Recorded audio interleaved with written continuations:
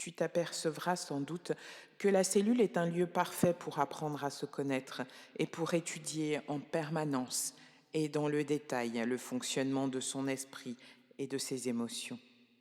Les individus que nous sommes ont tendance à juger leur réussite à l'aune de critères extérieurs tels que la position sociale, l'influence, la popularité, la richesse ou le niveau d'éducation.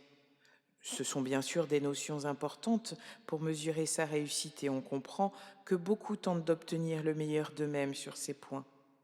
Mais d'autres critères intérieurs sont peut-être plus importants pour juger de l'accomplissement d'un homme ou d'une femme. L'honnêteté, la sincérité, la simplicité, l'humilité, la générosité, l'absence de vanité ou la capacité à servir les autres, toutes ces qualités sont à la portée de toutes les âmes et elles sont les véritables fondations de notre vie spirituelle.